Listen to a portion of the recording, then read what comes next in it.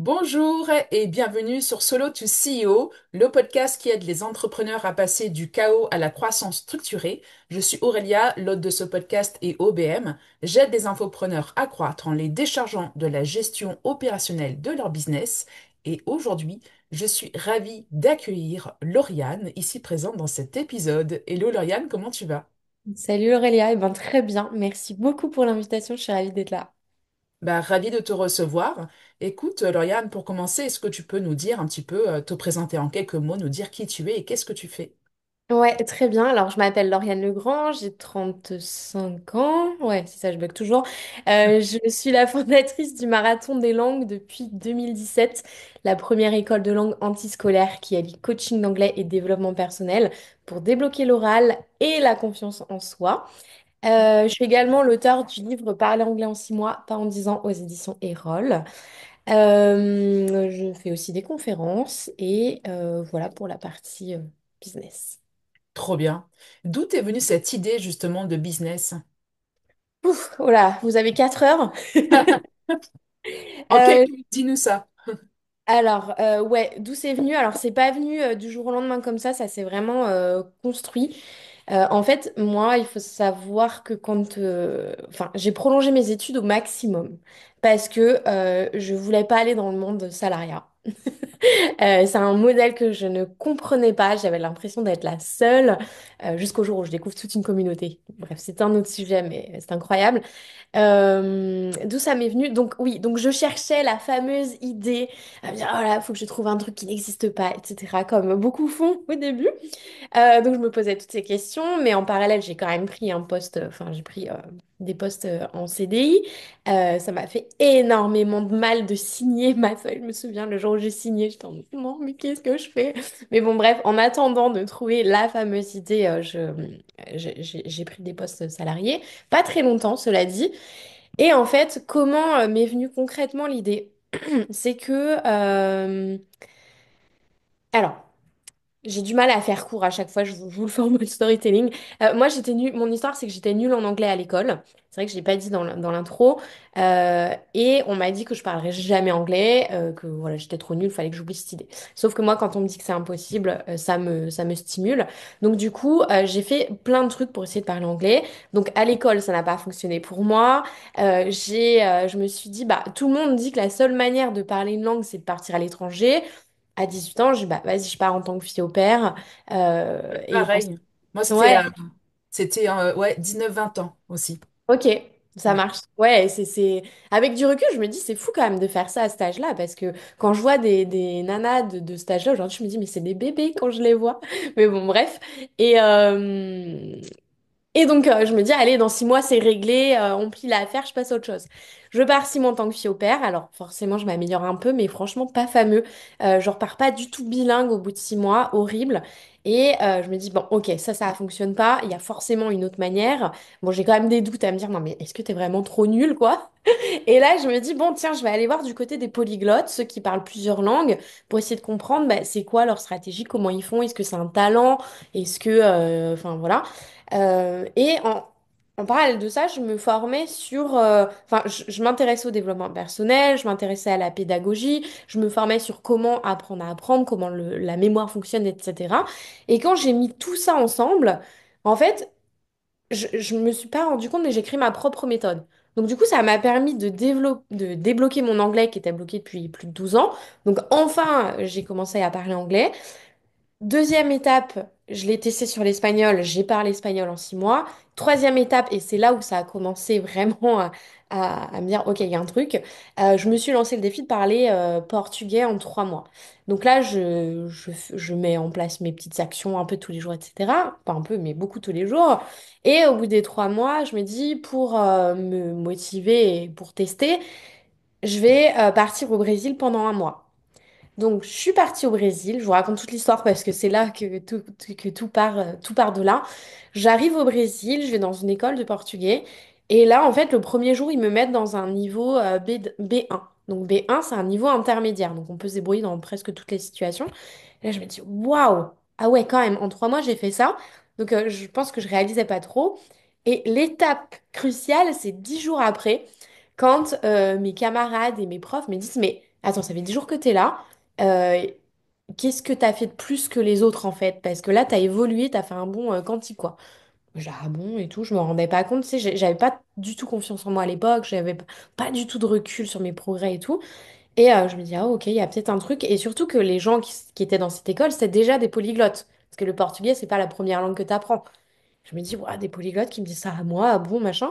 Puis ça a commencé à germer. Puis en parallèle, j'avais toujours cette idée de me dire, faut que je sorte du salariat, faut que je sorte du salariat. Et là, j'ai eu Eureka, quoi. Je me dis, bah, en fait, c'est ça qu'il faut que tu fasses. Faut que tu partages cette méthode. Et c'est comme ça que j'ai commencé bah, à coacher des gens gratuitement. Et il y a des gens qui se souvenaient de moi nulle en anglais à l'école. C'est très marrant parce qu'elle a toujours eu une histoire de timing parfait. Et qui commencent à me demander, bah tiens, tu veux pas m'aider? Moi, je parle anglais, j'y arrive pas, etc. Et là, j'ai commencé à coacher gratuitement. Et voilà, l'idée est venue d'ici. Trop bien. Je voulais Super du intéressant. synthétique, j'y arrive pas, pardon. Non, mais c'est super intéressant ton parcours. Et du coup, dans ta méthode, qu'est-ce qu'elle a dit, cette méthode, pour permettre aux personnes de passer de je suis moyen, voire je suis nul en anglais, à en 6 mois, ils sont quoi? Ils sont un anglais courant, bilingue? Alors, bilingue, c'est un terme où on peut mettre plein de trucs derrière. Les gens ont chacun leur Ouais. description. C'est assez subjectif. On va dire, c'est plutôt du courant. Nous, si je te donne un exemple concret, nos élèves, ils arrivent, notre spécialité, c'est qu'on parle du blocage de mâchoire. Donc, on n'ose pas parler, on a peur du regard des autres. On a un niveau débutant finalement. On peut avoir un niveau intermédiaire à l'écrit, c'est souvent le cas en France, mais Mm. on a un niveau débutant à l'oral. Il y a un gros décalage. Et nous, on s'est rendu compte, en fait, et ça a été mon cas aussi au début, c'est pour ça que j'ai pas réussi à débloquer quand j'étais fille au père, c'est que j'avais tellement peur du regard des autres, tellement peur de faire des erreurs. C'est des profils plutôt perfectionnistes, tu vois. Ouais. Euh, et donc, du coup, on est spécialisé là-dessus. C'est pour ça qu'on a un pilier développement personnel pour comprendre pourquoi ça bloque, etc. Donc, c'est le premier pilier de la méthode, d'aller lever ces croyances du je suis nul, c'est pas fait pour moi, j'ai tout essayé, j'ai fait toutes les formations CPF, j'ai fait tous les cours traditionnels, etc. et j'y arrive toujours pas. C'est pas le problème de la personne, c'est le problème de la méthode. On nous a jamais enseigné, on n'a jamais appris à apprendre finalement. Donc, on revoit ça et dans un deuxième temps, on applique la méthode qui est 100% concrète. Donc, tu as trois piliers dans la méthode qui est la pratique orale dès le début. Même si tu es imparfaite, c'est justement le but. On va parler comme Tarzan, tu vois. Moi manger. Enfin, voilà, on va pas être parfait dans sa conjugaison, sa grammaire, le plus vite possible parce que c'est la meilleure manière de mémoriser des informations. Deuxième chose, la régularité. Une langue, ça s'apprend un petit peu tous les jours et pas une fois par semaine ou 2 fois par semaine. Et troisième pilier, l'immersion, c'est-à-dire qu'on va recréer l'immersion linguistique comme si on était à l'étranger, mais à la maison. Et avec D'accord. ça, ça permet à nos élèves de passer du niveau donc bloqué à l'oral à un niveau B1, B2 selon les personnes, selon le temps d'investissement. Évidemment, ça dépend de chacun, à celui qui va être plus ou moins motivé. Mais on a toute l'équipe pour les accompagner et être sûr qu'ils arrivent à ce niveau-là. Donc c'est un niveau ouais, plutôt intermédiaire où tu te débrouilles un peu dans toutes les situations, quoi. Trop bien. Oui, c'est du langage à la fois pour la vie de tous les jours et à la fois ça peut être aussi professionnel. Exactement. En fait, c'est ça la beauté de cette méthode, c'est que chacun l'adapte à son quotidien, à sa réalité. C'est-à-dire qu'on va t'aider à mettre en place une routine anglais au quotidien. Donc, si tu veux et que tu as besoin de professionnels, bah ok, tu vas aller chercher des ressources à mettre dans ta routine qui correspond à ta réalité. On va pas te faire apprendre par cœur la liste des verbes irréguliers, la Ouais, liste des fruits, la liste des meubles dont tu n'as absolument pas besoin. Ça viendra dans un deuxième temps si c'est nécessaire. trop bien. Super intéressant. Ben écoute, je te propose qu'on rentre dans le vif du sujet. Est-ce qu'il y a eu un moment où tu t'es senti complètement bloqué ou dépassé dans ton business? Oh, Et il y en a comment eu. tu as surmonté ça? Ouais, ouais, il y en a eu beaucoup. Il y en a eu presque au point d'arrêter mon activité. Putain, ça a été l'histoire. Je sais même pas quoi te raconter parce qu'il y en a tellement.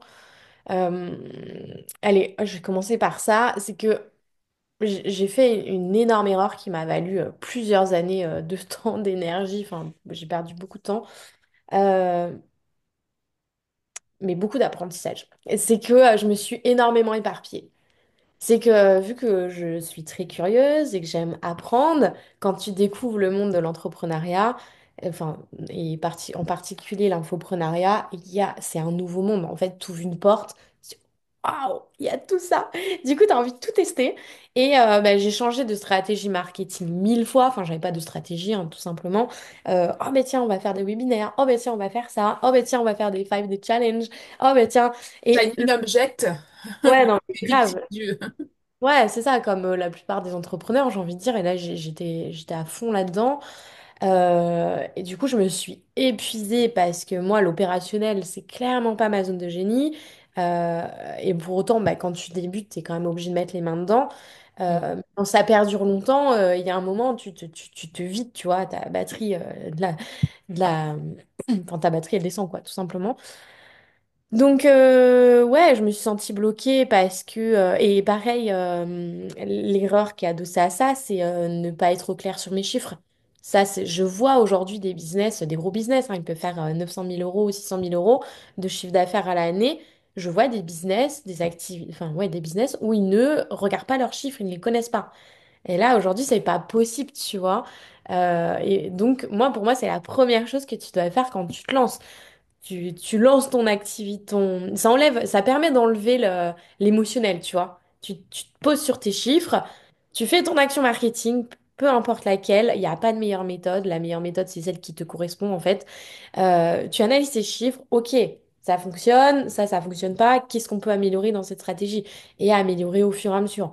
Et moi, j'ai pas du tout fait ça, alors que pourtant, je l'ai entendu, tu vois, théoriquement, j'ai entendu 1000 fois. Ok, il faut faire ça, mais voilà, il y a tout le cheminement mindset où tu as besoin de te saboter, tu as besoin de bosser dur, donc faut que tu remplisses tes journées, donc du coup tu sabotes ce que tu as créé. Enfin, bon bref, tout le cheminement mindset que par lequel beaucoup de personnes passent. Quoi d'autre je me suis bloquée. Ouais, enfin, en vrai, surtout au début, parce que j'avais zéro compétence. J'ai Ouais. tout appris. Alors oui, tu apprends théoriquement, mais après, bah, c'est dans la pratique. Tu vois, c'est comme notre méthode, c'est dans la pratique que tu te rends compte et que tu améliores. Et tant que tu passes pas à la pratique, bah, t'apprends pas. Donc ouais, je me suis tapé la tête dans le bocal, contre le bocal une paire de fois. Il y a une année aussi pour aller plus... Enfin, une fois que le business était un petit peu plus structuré, là où ça a été vraiment compliqué pour moi, c'est l'année où j'ai recruté le plus de personnes. Mhm. Parce que pareil, j'ai très mal recruté, pas les bonnes personnes aux bonnes places, j'avais pas forcément de clarté sur le poste, donc forcément, si tu génères du flou, bah, tu attires du flou. Pas de cadrage, moi j'attendais de la personne qu'elle cadre les choses, mais vu que c'était pas un A-player, enfin une personne qui est la meilleure sur son poste, bah, j'avais pas ça. Et du coup, j'ai passé une année à galérer avec ça, à recruter et à faire sortir les personnes. Donc pareil, niveau émotionnel, faire sortir les personnes, c'est pas simple.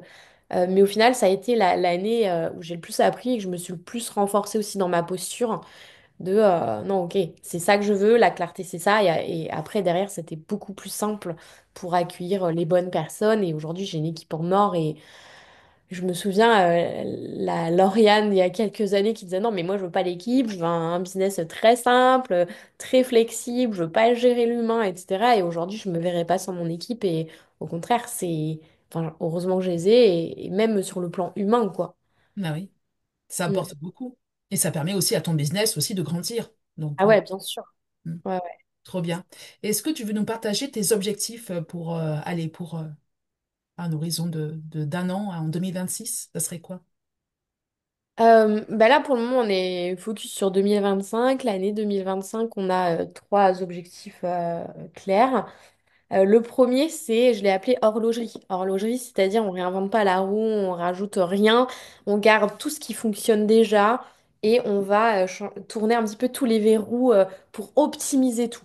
Donc sur tout notre système marketing, sur la vente, sur voilà, tout ce qui existe, on ne change rien, on optimise. Le deuxième, c'est augmenter la LTV, donc c'est la lifetime value. C'est sortir d'autres programmes pour nos clients déjà existants pour répondre à leurs besoins. Et le troisième, c'est bah, la structure, continuer à structurer pour que l'entreprise fonctionne comme du papier à musique, que peu importe si quelqu'un rentre ou sort dans l'entreprise, ça soit pas une difficulté, enfin pas une difficulté, mais c'est quoi le terme? Que ce soit pas lourd à gérer.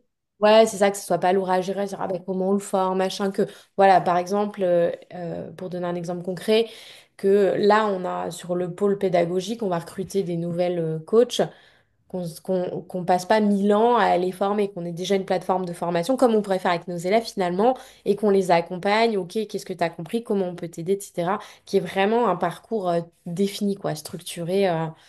Et, et voilà, c'est Ok, ça en bien. termes d'objectifs. Et après, concrètement, en termes d'élèves, on vise 300 élèves cette année. Superbe. Très beaux objectifs. Et du coup, aujourd'hui, tu as un seul programme, c'est ça? Non, on a deux programmes. Donc, on a l'accompagnement complet avec l'accompagnement humain, l'accompagnement pendant 6 mois, qui est donc le marathon d'anglais. Et on a l'équivalent, mais sans l'accompagnement, qui est juste la formation en ligne, qui est le pack ressources anglais avec toute la méthode pour mettre en place tout ce que j'explique dans la méthode. Trop bien. Superbe. Et est-ce que tu veux nous dire comment tu vois ton business d'ici, et je sais pas si tu as une vision à 5 ans, par exemple, comment tu le vois, quel impact tu veux avoir? Ouais, d'ici 5 ans, en fait, dans cette activité, et on est déjà en train de mettre en place les choses, c'est que moi, je ne fasse plus rien d'opérationnel. Et on en est déjà pas loin. C'est que j'y passe 5 heures par semaine maximum, où en fait, j'ai mes équipes qui me... Enfin, moi, mon rôle, c'est la communication et la vision. Euh, et que bah, mes équipes mettent en place les choses et me reportent les choses, etc. Euh, on n'en est pas si loin déjà. Donc d'ici 5 ans, ce sera peut-être moins de 5 heures, j'espère. Donc ça, c'est sur cette activité. Et ensuite, j'ai la vision de développer d'autres activités autour de l'émancipation de la femme. Parce que je me suis rendu compte, en fait, dans la première activité, que ce qui m'animait, ce n'est pas l'anglais. En fait, je m'en fous de l'anglais. C'est vraiment la transformation que ça crée chez nos élèves. On voit qu'il y a tellement une inversion de croyance du je suis nulle, c'est pas fait pour moi, à non, mais en fait, je peux le faire. Et en plus, je peux le faire en 6 mois. De quoi d'autre je suis capable? Et quand je les vois au bout de 6 mois, un an, changer de vie, déménager, aller au bout du monde, etc., en fait, j'ai compris que c'est ça qui, moi, m'animait. Donc, j'ai envie d'aller plus loin vers ça. Donc, c'est pour ça que je veux créer une autre entreprise qui est totalement dédiée à ça. Euh, euh, donc, voilà, ça, ce sera la deuxième entreprise. Et le big dream, le grand rêve de l'entreprise, de ces entreprises, c'est de créer, de financer une ONG pour l'alphabétisation des femmes en Amérique latine. Donc, les premiers business vont répondre à celui-ci, enfin, cette ONG. Et voilà, après, d'autres idées business avec une marque de vêtements féminins. Enfin, voilà, il y a d'autres choses, mais je ne rentre pas plus dans le détail de ça. Ouais, trop bien. C'est tout un écosystème, en fait, qui finalement répond à la même vision qui est l'éducation pour l'émancipation des personnes, quoi. Superbe. Et plus précisément, le public femme, hein, pour toi. C'est Ouais, important. Ouais. ouais, ouais. Dans notre premier business Marathon des langues, on accompagne tout le monde. Mais en fait, ce que j'ai remarqué, et c'est pour ça que je suis arrivée à cette conclusion, c'est qu'on accompagne naturellement 90% de femmes. Parce qu'on parle de blocage de mâchoire, de pas oser s'exprimer, etc. Et je comprends que c'est un truc qui est très ancré dans l'inconscient collectif chez les femmes. Et moi, c'est quelque chose qui me parle parce que j'étais quelqu'un d'extrêmement timide. Même dire bonjour, c'était difficile pour moi. Enfin, bref, c'était l'enfer de prendre la parole. Et c'est quelque chose que, bah, en pratiquant, j'ai développé, avec lequel je suis beaucoup plus à l'aise maintenant. Et je sens que bah, je peux aider plus de femmes, enfin, d'inspirer plus de femmes à oser, à être pleinement dans leur voix, quoi. Et c'est vraiment un truc qui m'anime aujourd'hui, quoi. Trop bien. Superbe. Donc maintenant, on va parler un petit peu plus, on va rentrer plus dans le détail, dans la gestion de ton entreprise. Est-ce que tu te rappelles du moment où tu as senti qu'il était temps pour toi de passer de solopreneur, d'indépendante à dirigeante? Je commence à m'entourer d'une équipe de freelance. Quels ont été les éléments déclencheurs? Ou l'élément Euh, déclencheur? ouais, ça a été c'était pas aussi clair en me disant, mais tiens, je vais passer, je vais avoir une équipe, tu vois, c'est ce que je disais tout à l'heure, où justement, moi, je voulais rester juste avec deux, trois personnes, très simples. Euh, mais au tout début, c'était des tâches opérationnelles qui me pompaient. Me dire non, non, mais là, l'administratif, les factures, enfin, les trucs sur lesquels j'ai zéro valeur ajoutée et qui sont récurrents et qui sont, enfin, bref, c'était ça les éléments déclencheurs, de me dire non, mais en fait, j'ai pas envie de le faire, quoi. Alors que je suis quelqu'un. Généralement, c'est ça qu'on délègue en premier, oui. Mm. Bah ouais, c'est ça. Alors que je sais que je suis quelqu'un qui, voilà, je suis hyper disciplinée, on me dit tu fais ça, machin, je le fais. Et là, ça a été, ouais, non. Donc, j'ai commencé à déléguer ça. Euh, donc, c'était une assistante à l'époque, c'était Leslie, la première assistante. Ensuite, le deuxième poste c'était avec Zoé, donc une coach native d'anglais qui est encore avec nous aujourd'hui. Donc, ça, c'est génial. Euh, C'était en fait pour lui déléguer les coachings avec nos élèves où en fait, moi, je me sentais limitée. Donc moi, la partie, tu vois, mindset, etc., je les ai accompagnés très bien. Après, la partie pure anglais, grammaire, conjugaison, c'est des trucs qui me pompent en anglais. En fait, je suis pas prof d'anglais. Je ne me considère pas prof d'anglais, tu vois. Vraiment, c'est la méthode que j'ai créée. Je sais comment apprendre. Mais se focaliser sur la grammaire, c'est pas mon délire, tu vois. Donc, je sais qu'il y a quand même des questions d'élèves auxquelles c'est important de répondre. Et je me sentais limitée, j'avais pas envie de faire ça. Donc, du coup, c'est pour ça que j'ai recruté une native. Et ouais, souvent, c'est des choses comme ça que j'ai pas envie de faire. Donc, au début, ça, c'était la première partie de la délégation. Et ensuite, quand il y a eu le revirement, c'était, OK, non, c'est pas des choses que j'ai pas envie de faire, mais c'est des choses où les personnes sont meilleures que moi. Ou bah, par exemple, typiquement les réseaux sociaux, c'est un truc qui me pompe et en plus dans lequel je suis extrêmement nulle, tu vois. J'ai une présence sur les réseaux depuis le début, mais jamais vraiment de stratégie. C'est pour ça aujourd'hui, j'ai pas beaucoup, il n'y a pas énormément d'abonnés par rapport à ma durée sur le marché. Et c'est ça qui est marrant aussi, petite anecdote sur le côté, c'est de voir que des gens, la perception des gens que les gens ont de mon activité par rapport à mon nombre d'abonnés.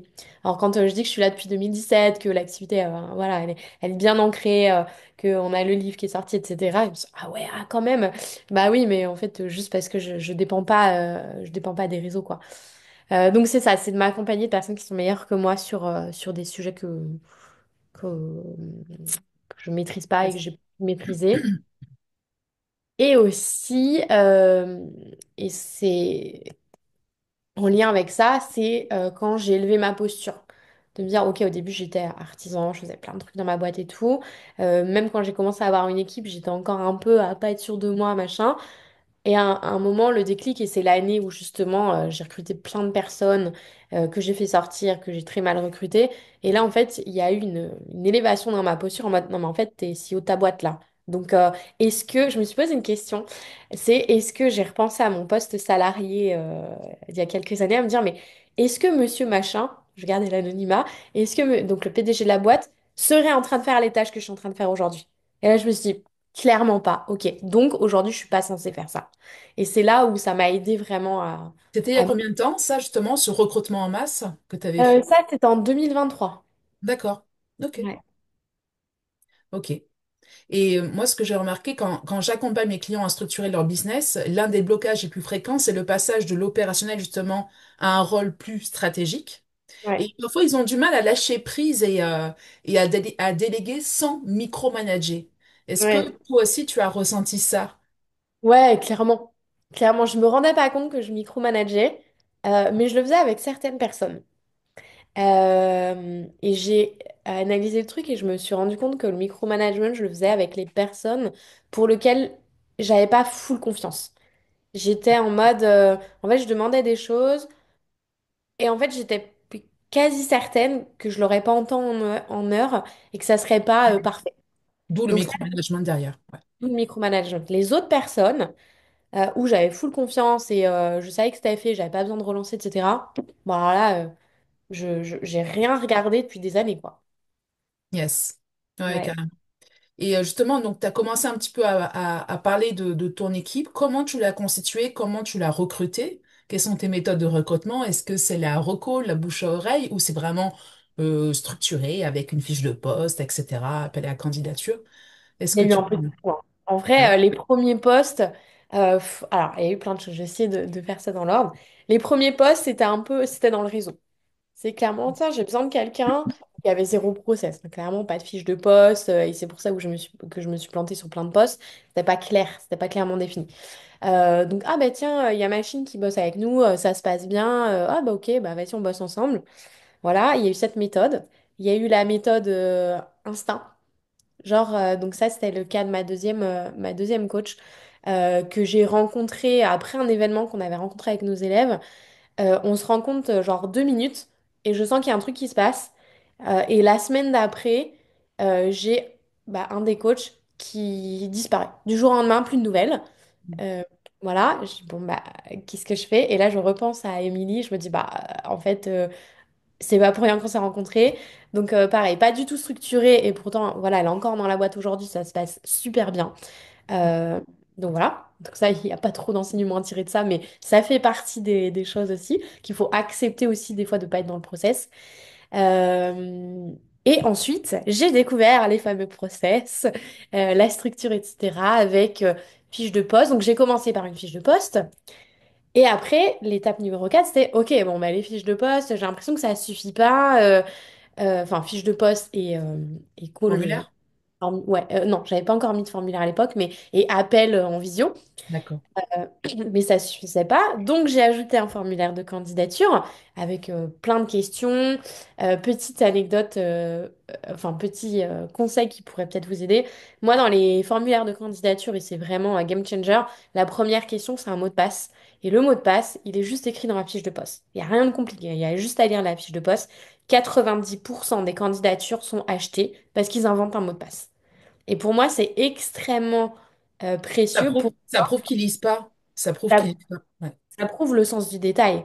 c'est Et moi, ça. j'ai besoin de personnes qui sont, j'ai envie de dire parfaites, j'aime pas utiliser ce terme-là, mais qui sont excellentes dans leur poste, qui ont le sens du détail.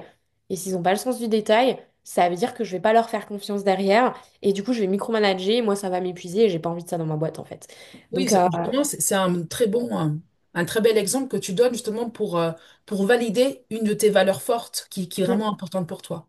exactement, tout à fait. Et ça, mais vraiment, à chaque fois, on regarde les candidats, on se dit, mais qu'est-ce qu'ils foutent? Pourquoi ils inventent des trucs? C'est d'où ils sortent ça, quoi? Mais bon, c'est assez marrant. Donc voilà, et ensuite, donc avec un appel visio, et là, on est passé dans encore une autre étape. Tu vois, on améliore d'année en année. C'est que maintenant, donc il y a fiche de poste, formulaire de candidature, et il y a 2 appels en visio, voire 3, selon les personnes avec lesquelles ils vont bosser. Pourquoi? Parce que je me suis rendu compte que je faisais une erreur, c'est que sur le formulaire de candidature, euh, j'avais déjà pris ma décision de avec qui j'allais bosser. Donc quand je faisais la visio, en gros, elle servait à rien. J'étais là, j'avais déjà validé avec moi-même émotionnellement le truc, et je me suis rendu compte que j'avais mal recruté de cette manière. Donc je me suis dit, ok, comment je peux faire pour enlever l'émotionnel du truc et rester factuel? Parce que c'est aussi vrai dans l'inverse. Des personnes en candidature, je me dis non, mais ça va pas du tout le faire. Oui, Et en fait, à la visio, je me dis, oui, ouais, mais en fait, c'est très bien. Et j'ai recruté des personnes comme ça. Donc, le premier call, c'est dédié à la validation des compétences. Donc, on teste les compétences en vision. Et si ça, c'est validé, tu passes le filtre et tu fais un deuxième appel pour valider la vision, les valeurs, etc. Et ça, c'est pas moi qui fais les 2 calls. Le premier, maintenant, c'est ma DG. Et en fait, moi, soit je fais le deuxième, soit c'est quelqu'un de mon équipe. Parce que je d'accord. pense Mm. aussi, et je pense qu'on va rajouter un step où moi, la culture d'entreprise est extrêmement importante dans mon équipe, dans mon entreprise. Là, toute l'équipe a une cohésion incroyable. Et je sais que si on apporte une pomme pourrie ou quelqu'un qui est pas, enfin, pomme pourrie, C'est- c'est peut-être un peu fort, mais une personne qui peut être très compétente, mais que les valeurs, ça ne matche pas avec le reste de l'équipe, ça va me plomber mon équipe. Et j'ai pas Exactement. envie de ça. Moi, mon équipe, je veux la protéger. Donc, il faut vraiment que ça matche aussi à ce niveau-là. Donc, c'est pour ça que je veux les inclure aussi dans le process de recrutement où ils me disent non, mais alors là, c'est clair, vas-y, go, quoi. Et on le sent directement parce que, vu que là, on est quand même, on est 13 ou 14, on voit les patterns des gens de l'équipe et on voit direct les gens avec qui ça va pas le faire. Ouais, ouais, carrément. Ouais, super intéressant d'avoir partagé ton process. Et justement, bah, tu parles de 13 personnes. C'est qui? Quelles sont leurs fonctions? Alors, je vais essayer de pas oublier de personne. On a une assistante administrative, on a une assistante exécutive pour les tâches opérationnelles du quotidien. On a une OBM, mais qui a plutôt, là, on est en train de faire évoluer son poste vers plutôt un poste de gestion de projet. Donc, on a Elodie, ma DG. Euh, il y a donc les deux coachs. Hum, les deux coachs qui sont qui accompagnent nos élèves. On a Leslie, notre Customer Care. On a notre expert ads. D'accord. On a un CTO donc, qui s'occupe de la technique dans l'entreprise. Mhm. Je suis à 9. On a une bénévole, c'est une ancienne élève qui vient soutenir, qui mentor nos élèves. Manon, 10. Et là, c'est toujours le point qui me fait peur où j'oublie des gens. Putain, la honte. J'aime pas à ce moment-là. Peut-être des freelances satellites qui viennent servir ton business aussi? Puis en plus, on a bougé pas mal de trucs dernièrement. Alors, attends, je vais checker vite fait si c'est OK pour toi. Non, Euh, mais c'est pas grave si on n'est pas Ah, une c'est personne OK. près. Tic, tic, tic, ça, c'est des nouveaux postes. Si, bien sûr, on a un monteur vidéo. Bah oui, parce qu'on a démarré il y a pas si longtemps. On a un monteur vidéo. Ah, mais attends, j'ai pas dit les deux. Si, on a deux closeuses. Ouais. Enfin, une troisième qui est en ce moment en vacances très longues et qui va revenir. Donc, ça va être trois. Et bien sûr, évidemment. Tic, tic, tic. Je sais pas si je le compte dans l'équipe, mais on a quelqu'un qui forme nos closeuses en continu, qui écoute les calls, qui les... Un head of sale? Un Non, head c'est of pas sales? non, c'est pas un head of sales, c'est plutôt un formateur qui Ah, les aide à s'améliorer, etc.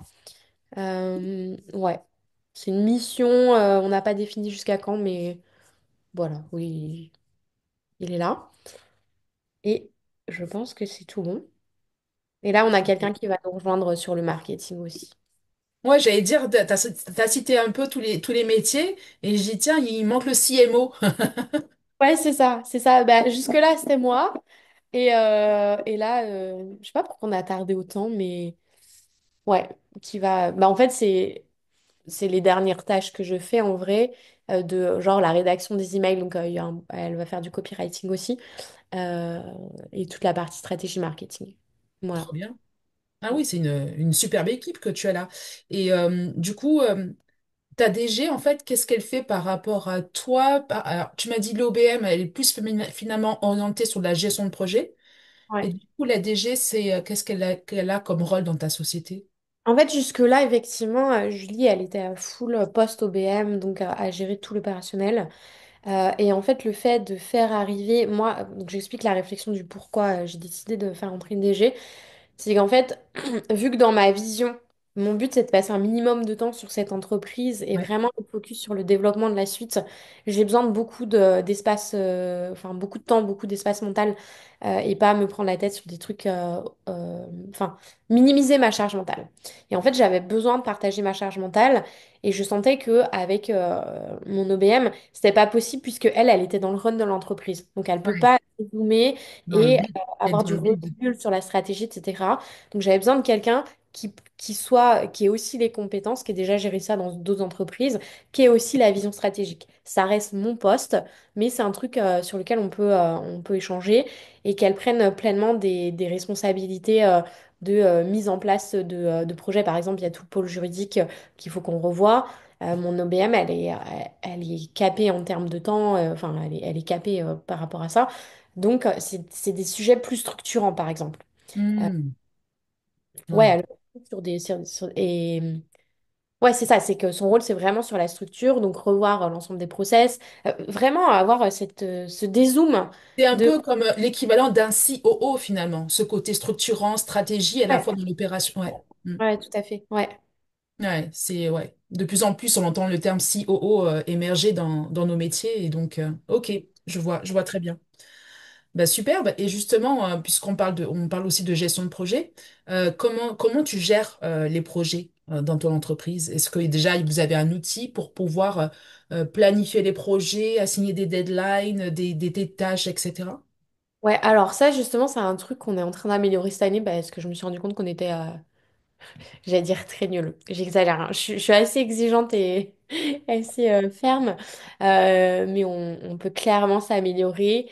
Bah, on est sur Notion. On était sur Asana avant. Maintenant, on a Ouais. tout rapatrié sur Notion parce qu'en fait, on avait bah, un peu comme un Wikipédia, toutes les informations importantes de l'entreprise. Et vu que je veux simplifier les choses au maximum, j'ai pas envie qu'on ait 50 000 outils, on en a déjà beaucoup trop. Donc, on a rapatrié sur Notion pour la gestion de projet. Euh, Il y a justement la DG qui est arrivée aussi avec des trucs bien carrés. Il y a par exemple une matrice, elle appelle ça matrice RACI. Bon, je ne connaissais pas, mais c'est en gros une matrice de responsabilité Hmm. euh, de l'entreprise et de gestion de projet, enfin, qu'on réutilise Ouais. en gestion de projet, de genre qui est responsable de quoi, quel KPI pour qui, ce qu'on n'avait pas jusque-là. Euh, donc moi, je gère la vision du projet, genre, oh tiens, on va faire un nouveau projet. Et plutôt que dire, ah bah tiens, on va le faire demain et de mettre tout le monde dans le rush, c'est, ok, on va le mettre dans un planning. Donc on va prendre mes idées, on va le mettre dans le planning. Ok, est-ce que ça passe là? Est-ce que c'est prioritaire? Est-ce que ça répond aux objectifs de l'entreprise? Ah ben non, puisqu'on en a trois que j'ai mentionnés tout à l'heure, ça rentre pas dedans. Donc ce sera peut-être pour l'année prochaine, on en reparle l'année prochaine. Ok. Donc ça rentre là, si ça passe, ok, bah à quel moment on peut le mettre? On se les met pas, on essaie de se le mettre, tu vois, d'un trimestre à l'autre, quoi, pas immédiatement, ce que je faisais avant. On définit quelles ressources on a besoin, de quelles ressources on a besoin dans l'entreprise, que ce soit humain, outils, enfin peu importe.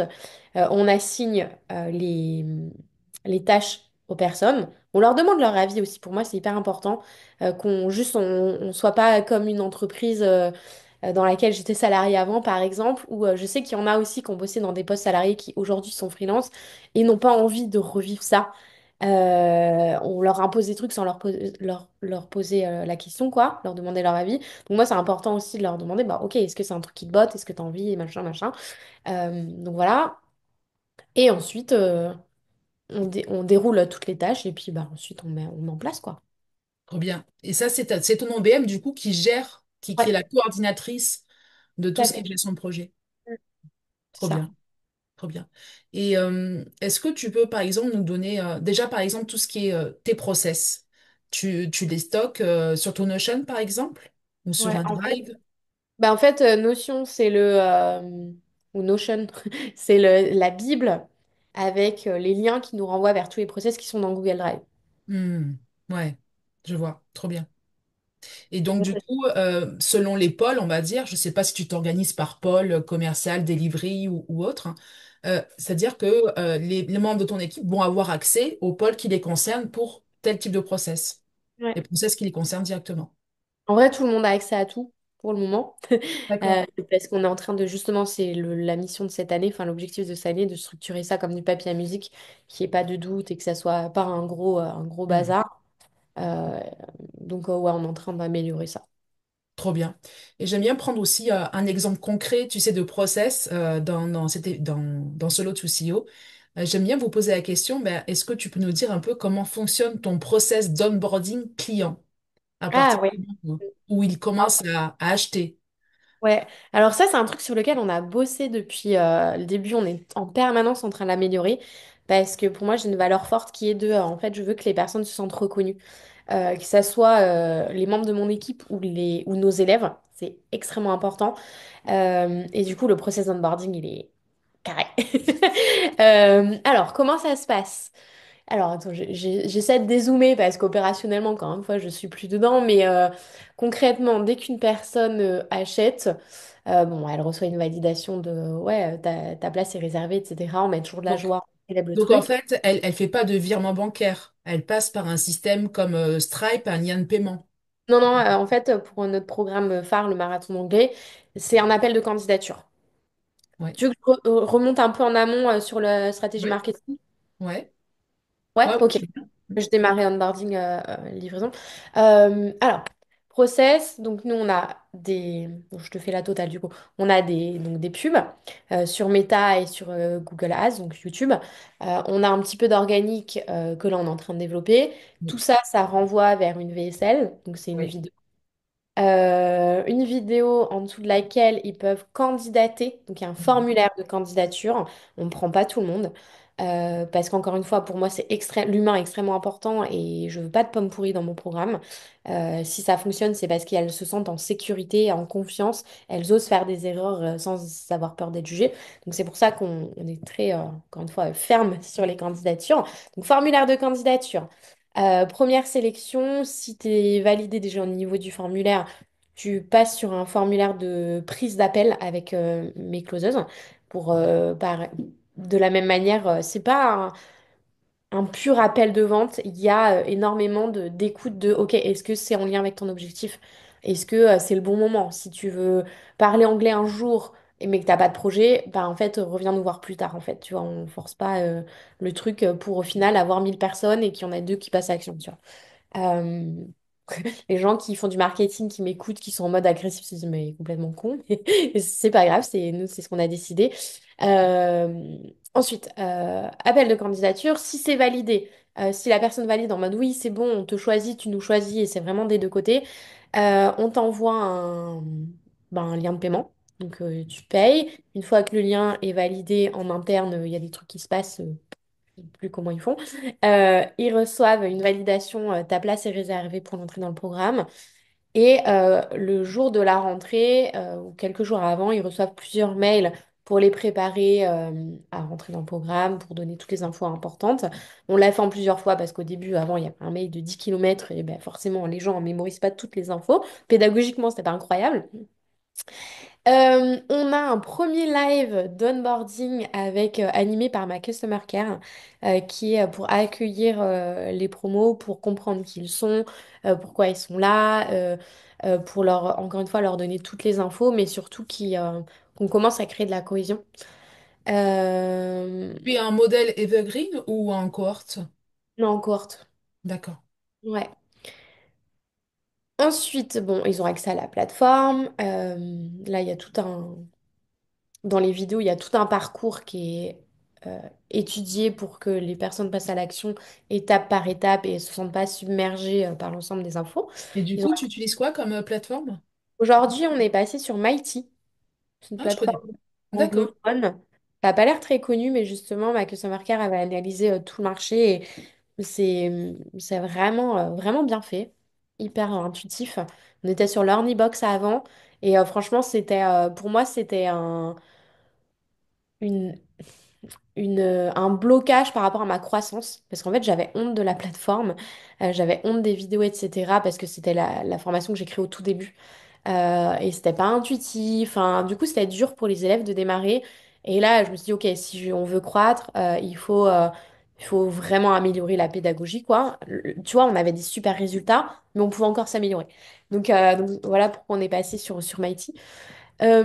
Pour Ça aussi le... gère, il y a aussi une partie gestion de communauté sur Ouais, Mighty, ou c'est c'est ce que uniquement j'allais dire, plateforme de ouais. formation. Ouais. Non, non, il y a plateforme, et c'est là en fait leur force, c'est qu'il y a toute une gestion de communauté qui est très bien faite. Et justement, on a le truc par promo qui répond par mois, etc. Et on voulait tout au même endroit, donc pour Comment simplifier. tu l'écris, Mighty? Parce que je connais pas, du coup. M-I-H, non, G-H-T-Y. D'accord, ok. J'irai Ouais, voir. Ça m'intrigue. c'est Ok. trop bien, on est trop satisfaites. Et nos élèves aussi, on a eu des retours incroyables. Euh, Ensuite. Donc, ils rentrent sur leur plateforme, ils rentrent dans leur canal justement de communauté de leur cohorte. Notre Customer Care est là en process pour leur envoyer les bonnes infos, les motiver, etc. Et ensuite, la semaine d'après, il y a un deuxième live d'onboarding avec ma coach d'anglais, qui est là pour plutôt sur l'aspect pédagogique. Pour en fait, parce qu'on a tout le temps les mêmes questions, forcément, les mêmes craintes, etc. Et, et donc, du coup, c'est un appel dédié avec eux pour les aider à bien démarrer, quoi. Trop bien. Et ton programme, bon, je suppose il doit faire peut-être plusieurs cas de chiffres. Du coup, les personnes, ils peuvent payer en une fois ou en plusieurs fois? Ils ont Ouais, ils cette peuvent possibilité-là? en une fois ou plusieurs fois, ouais. D'accord, ok. Et au niveau de la gestion, on va dire de toute la partie logistique, quand c'est payé en plusieurs fois, tu as mis en place des automatisations pour générer des factures. Comment tu t'es organisé là-dessus? Ouais, bien sûr. Oui, oui, tout ça, on est sur... c'est quoi Quaderno qui fait les factures? C'est quoi Ouais. le dernier que tu as choisi? Ouais. Trop bien. Et justement, en parlant d'automatisation, quel est celle qui t'a fait gagner le plus de temps? Waouh. C'est toi qui as mis en place les automatisations ou t'as fait appel à un expert ou... Au début, c'est moi. Et c'est vrai que ça me paraît tellement loin. Là, j'ai des souvenirs qui viennent de me revenir en mode, oh, je l'ai passé genre des journées à essayer de connecter les outils. Bah, parce que pareil, la technique, c'était l'enfer pour moi. Je comprenais rien. Puis je vais aller vite et machin. Et je mettais des trucs qui ça marchait pas. Enfin, c'était l'enfer, quoi. Donc, ouais, on peut dire la première, ça peut être ça, la génération des factures. Enfin, pour moi, ça me paraissait incroyable à l'époque. Oui, maintenant, c'est vrai que c'est banalisé parce que ça fait partie du quotidien, quoi. Mais ouais, ça c'est fou quand j'ai découvert Zapier.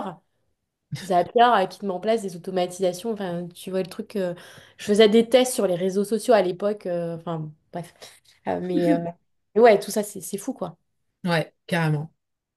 Et selon toi, si un entrepreneur devait choisir un seul KPI pour suivre la croissance de son business, ça serait lequel selon toi? Qu'est-ce que tu lui conseillerais? La vente. La vente. Et ça, c'est pareil. C'est un truc, à un moment où quand je complexifiais tout, et je me disais, OK, j'ai envie d'arrêter de m'épuiser, donc il faut que j'enlève tout ce qui n'est pas essentiel.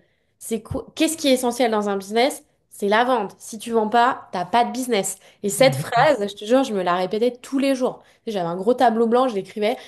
Tu ne vends pas, tu n'as pas de business. Arrête d'aller essayer de faire des réseaux sociaux, des machins.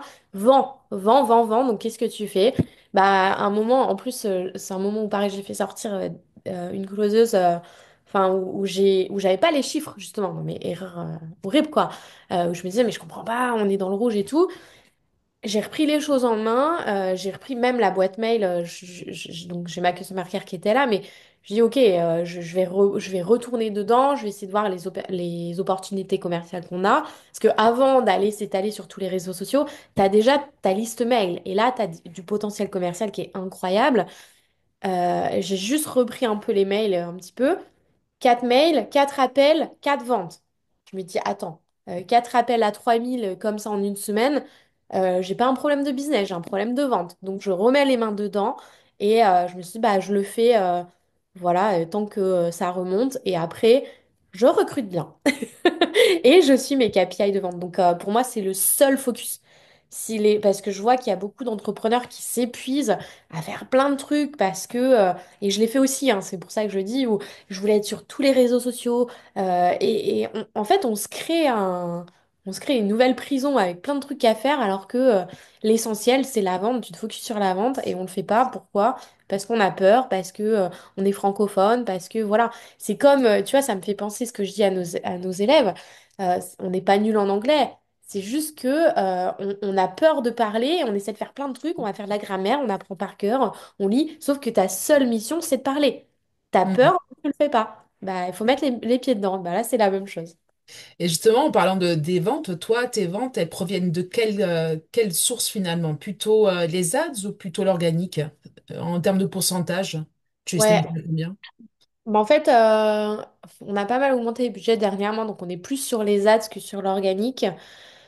Ouais, je dirais, ouais, je dirais 60-40. D'accord. Ouais. Et pourtant, on met pas beaucoup d'efforts sur l'organique. Mais en fait, le truc, c'est qu'au tout début, moi, j'avais écrit un blog. C'est comme ça que j'ai démarré. J'ai rédigé des articles de blog. Et là, j'ai commencé, pareil, des vidéos en 2018, peut-être sur YouTube. Et c'est des trucs que j'ai publiés il y a très longtemps. Mais vu que c'est du SEO long terme, bah, Mm. ça génère toujours, tu vois. Même si Oui. Mm. j'ai honte des vidéos, j'ai honte des articles de l'époque, ça nous rapporte quand même toujours des clients. Et pareil, c'est un des piliers, enfin, c'est un des piliers de cette année sur lequel on va bosser pour remettre un coup de pouce sur l'organique, quoi, pour rééquilibrer et ne pas dépendre. Enfin, je dis 60 en pub, mais peut-être un peu plus quand même. Je suis pas très au clair là-dessus, mais on est en train de mettre à jour tout ça. Trop bien. Mais écoute, on arrive déjà à la fin de cet épisode, Lauriane. Je vais te laisser le mot de la fin. Si un entrepreneur veut passer de solo, d'indépendant à dirigeant qui s'entoure d'une équipe en espace de 6 mois, quelles seraient, selon toi, les 3 actions clés qu'il devrait mettre en place? Ah waouh, ouais, c'est très structuré comme, comme question, vu que moi ça a été comme ça, enfin comme beaucoup de... En fait c'est ça, c'est très bien parce que la réalité c'est la théorie, les structures, les process, les machins, on nous dit c'est ça que tu dois faire, Mais en fait, en pratique, c'est Oui, jamais il y a toujours un exactement comme la décalage. théorie. Et en fait, ce qui va te permettre d'arriver à cet objectif, c'est de pratiquer, de faire des erreurs, de te rendre compte et de te rendre compte de ta réalité, de tes blocages, de tes croyances, etc. Donc concrètement, c'est difficile de répondre à cette question. Ça dépend aussi de la réalité du marché parce que enfin du marché de ton business. J'ai envie de te dire, recrute des personnes qui sont meilleures que toi, mais il y a peut-être pas le budget qui est là aussi pour le faire. Et c'est le spot qui est assez compliqué en fait quand t'es entrepreneur. Euh, donc pff, je suis désolée, mon conseil il va être nul, mais ouais, de commencer à recruter, de... Ah oui, non, un conseil que je peux donner, c'est de pas faire... ah, comment je peux dire ça? Ne pas faire complètement confiance à ton réseau. C'est-à-dire, c'est que moi j'ai fait cette erreur de me dire ah ben cette personne est validée par telle personne donc je la prends donc je ne le fais Hmm. pas passer par le filtre de recrutement etc. Sauf que j'ai une idée de cette personne qui est très structurée etc. mais peut-être qu'en fait dans la réalité elle n'y est pas du tout. Que ça matche avec son énergie mais qu'en fait ça n'a pas matché chez moi et on n'a pas du tout les mêmes réalités donc une personne qui peut être très bien dans un business ne le sera pas du tout dans un autre. Donc ça c'est je pense que ça serait peut-être mon meilleur conseil de malgré tout, enfin, essayer toujours d'enlever l'émotionnel. Et souvent, pourquoi on fait ça aussi? Parce que c'est plus facile. Parce que le recrutement, il y a plusieurs étapes, c'est chiant, ça prend du temps, etc. Mais en fait, le temps que tu vas prendre à faire ça dès le début, c'est du temps que tu vas gagner derrière. Parce que le temps de faire former la personne, te rendre compte qu'au bout de un mois, enfin, généralement, tu t'en rends compte dès la première semaine, mais tu dis, bon, bah, en fait, j'ai pas envie de la garder, mais en fait, je vais la garder quand même parce que c'est plus compliqué de la faire sortir et de refaire le process de recrutement. Ça coûte du temps et de l'argent, oui. Hmm. Exactement. Et ça, c'est ce qui coûte le plus cher dans une entreprise. Donc, de Pour les vraiment, recrutements. Ouais. moi, le process de recrutement, c'est extrêmement important. Et de comprendre aussi tes biais émotionnels, comme ah oui, bah c'est bon, elle, j'ai validé, je la prends. Non, ok. Toujours essayer de prendre du recul, d'essayer de se mettre face aussi à quelqu'un qui peut peut-être nous aider quand on est un peu seul dans son entreprise aussi pour le recrutement. Toujours essayer de remettre du rationnel, des chiffres pour essayer d'enlever au maximum nos couches, mais ça, on s'en rendra compte en le faisant aussi et en faisant les erreurs. Il Donc faut expérimenter. Hmm. voilà, il faut expérimenter enfin, moi, mes meilleurs apprentissages, c'était en faisant des erreurs. Donc, se former au maximum sur la théorie et se faire un maximum d'erreurs et ne pas garder les personnes trop longtemps quand on veut les faire sortir. Moi, au début, j'ai gardé des gens pendant 2 ans, donc extrêmement Ah long. oui. Après 1 an, après 6 mois, après 2 mois. Maintenant, en une semaine, voilà, c'est réglé, quoi. Mais, Ouais. euh, euh, mais ça, c'est pareil, on apprend sur le terrain, quoi. Ouais, clairement. Ben écoute, merci pour tout, Lauriane. Si les gens veulent te suivre, c'est quoi le meilleur moyen? Il y a Instagram, LinkedIn. Ouais, alors LinkedIn, non, j'ai une page, mais je réponds pas beaucoup. Pour le moment, en tout cas, ouais, Instagram, il y a le compte dédié pour les langues, ça sera Marathon des langues, qu'on a lancé il y a pas longtemps. Et après, j'ai mon compte personnel, personnel branding, on va dire, pareil, on est en train de lancer une stratégie. Donc, ouais, pour les messages perso, ce serait plutôt ça. Superbe. Ben écoute, merci beaucoup, Lauriane. Et si cet épisode vous a apporté de la valeur, n'hésitez pas à vous abonner et à partager à l'entrepreneur qui en aurait besoin. À très vite pour un prochain épisode. Bye bye. Merci beaucoup, à bientôt!